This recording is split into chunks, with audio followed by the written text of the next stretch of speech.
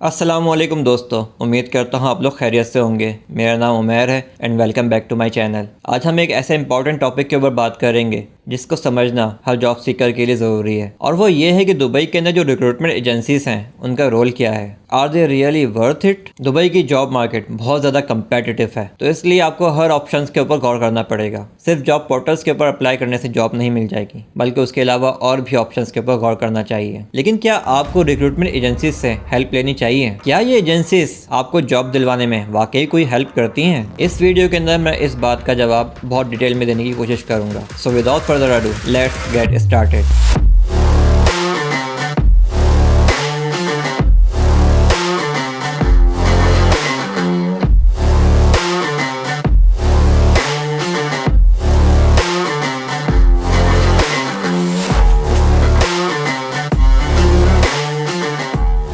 Dubai एक global hub है। यहाँ दुनिया भर से लोग जॉब सर्च करने के लिए आते हैं, और यहाँ पर तकरीबन दुनिया के 200 कंट्रीज के लोग आकर रहते हैं और जॉब्स को सर्च भी करते हैं। इसलिए कंपटीशन बहुत ज़्यादा सख्त है। यहाँ आपको सिर्फ नए जॉब सीकर्स के साथ कम्पीट नहीं करना होता, बल्कि वो लोग जो यहाँ रह रहे हैं और ऑलरेडी जॉब्स कर रहे हैं उनके साथ भी कम्पीट करना होता है, क्योंकि वो भी जॉब से अप्लाई कर रहे होते हैं। और जब कोई रिस्पॉन्स नहीं मिलता है तो बहुत से जॉब सीकर्स रिक्रूटमेंट एजेंसीज की तरफ देखते हैं और उनसे कॉन्टैक्ट करने की कोशिश करते हैं ताकि उनको जॉब मिलने में आसानी हो सके। लेकिन आखिर इन एजेंसीज का असल रोल है क्या? चलें सबसे पहले रिक्रूटमेंट एजेंसीज को समझते हैं कि ये कौन होती हैं। देखें, ये वो एजेंसीज होती हैं जो एम्प्लॉयर्स और जॉब सीकर के दरमियान में ब्रिज का रोल प्ले करती हैं, क्योंकि वो ऑलरेडी अपने कामों में बहुत बिजी होते हैं। इंटरव्यूज वगैरह के लिए उनके पास टाइम इतना होता नहीं है, और जब वो कोई जॉब पोस्ट करते हैं तो ऐसी ऐसी सीवीज उनको मिलती हैं जो बिल्कुल भी जॉब से रिलेटेड नहीं होती हैं, तो इसमें उनका बहुत टाइम वेस्ट होता है। इसी वजह से वो रिक्रूटमेंट एजेंसीज की तरफ जॉब को फॉरवर्ड कर देते हैं और उनका ये हेडेक वो संभाल लेती हैं, और वो एजेंसीज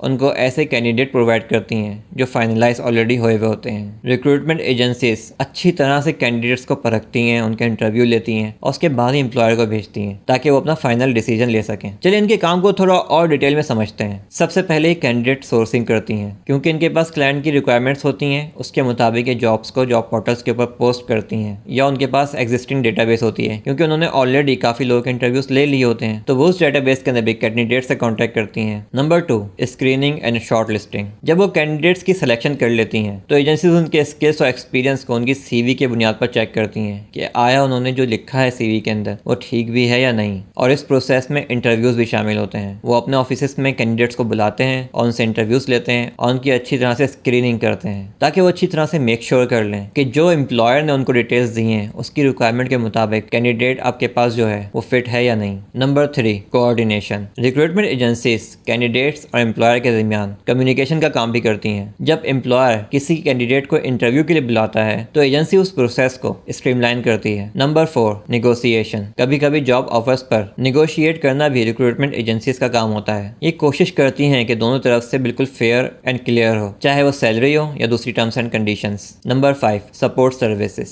कुछ एजेंसीज एडिशनल सर्विसेज भी प्रोवाइड करती हैं, जैसा कि सीवी राइटिंग, इंटरव्यू कोचिंग और करियर काउंसलिंग। ये सर्विसेज जॉब सीकर्स को उनकी जॉब सर्च करने में बहुत मदद करती हैं। रिक्रूटमेंट एजेंसीज की सर्विसेज बहुत सी इंडस्ट्रीज के अंदर अवेलेबल हैं, जैसा कि आईटी, हेल्थ केयर, इंजीनियरिंग वगैरह। ये एजेंसीज अक्सर स्पेशलाइज्ड होती हैं, जो स्पेसिफिक इंडस्ट्रीज पर फोकस करती हैं, जो उन्हें क्लाइंट्स और कैंडिडेट्स दोनों के लिए वैल्यूएबल बनाती हैं। लेकिन ये भी जरूरी कि अपनी नीड्स के मुताबिक ही एजेंसीज का इंतखाब करें। चलिए आप बात करते हैं कि आपको रिक्रूटमेंट एजेंसी से क्या क्या एडवांटेजेस हो सकते हैं। Number 1, access to hidden jobs. बहुत से एम्प्लॉयर्स अपनी जॉब ओपनिंग्स को रिक्रूटमेंट एजेंसीज के थ्रू ही एडवर्टाइज करते हैं। मतलब ये कि ये जॉब सिर्फ रिक्रूटमेंट एजेंसीज के पास ही अवेलेबल होती हैं, और अगर आपने इनसे कांटेक्ट नहीं किया तो आप इन जॉब्स तक एक्सेस नहीं कर सकते हैं। Number 2, expert guide. ये एजेंसीज एक्सपीरियंस्ड होती हैं और आपकी इंटरव्यू प्रिपरेशन के अंदर हेल्प करती हैं। Time saving. जॉब सर्च करना एक टाइम कंज्यूमिंग प्रोसेस है। रिक्रूटमेंट एजेंसीज आपकी तरफ से वो काम करती हैं, जिसकी वजह से आपका टाइम सेव होता है। Number 4, networking opportunities. एजेंसीज के पास एक्सटेंसिव नेटवर्क होता है, और इसका फायदा उठाकर आप नए कनेक्शंस बना सकते हैं जो आपके जॉब सर्च को और स्ट्रॉन्ग बना सकते हैं। मुझे एक जॉब रिक्रूटमेंट एजेंसीज के थ्रू ही मिली थी, तो ऐसा नहीं है कि ये लोग जॉब नहीं लगवाते, बल्कि लोग लगवाते हैं जॉब। और इसी तरह एक रिक्रूटमेंट एजेंसी ने मुझसे कांटेक्ट किया था और जॉब सर्च से लेकर इंटरव्यू प्रोसेस तक स्टेप बाय स्टेप मुझे गाइड किया था। चलिए मैंने आपको फायदे तो बता दिए, अब क्या क्या नुकसान हैं वो भी समझने की कोशिश करते हैं। Number 1, fees and charges. कुछ रिक्रूटमेंट एजेंसीज अपनी सर्विसेज के लिए फीस चार्ज करती हैं, जो कि जॉब सीकर्स के लिए बर्डन होता है, और मैं ऐसी एजेंसीज को बिल्कुल भी रिकमेंड नहीं करता हूँ, क्योंकि जो सही एजेंसीज होती हैं वो एम्प्लॉयर से ही फीस चार्ज करती हैं, कैंडिडेट से नहीं करती हैं। और आज तक जितनी भी एजेंसी से मुझसे कॉन्टैक्ट किया है किसी ने भी फीस चार्ज नहीं की है। Number 2, lack of personal attention. कभी कभी ऐसा भी होता है कि उनके पास बहुत ज़्यादा कैंडिडेट्स होते हैं तो आपको पर्सनल अटेंशन नहीं मिल पाती है। Number 3, limited control. जब आप किसी एजेंसी के थ्रू किसी कंपनी में जॉब के लिए अप्लाई करते हैं तो आपका जॉब एप्लीकेशन के ऊपर पूरा कंट्रोल नहीं होता है और ये एजेंसी से डिसाइड करती हैं कि आपकी सीवी कौन से एम्प्लॉयर को फॉरवर्ड करनी है। अब हम बात करते हैं कि सही रिक्रूटमेंट एजेंसी को कैसे चूज किया जाए। जब भी किसी रिक्रूटमेंट एजेंसी से बात करें तो इन बातों को ध्यान में रखें। Number 1, specialisation. ये मेक श्योर करें कि एजेंसी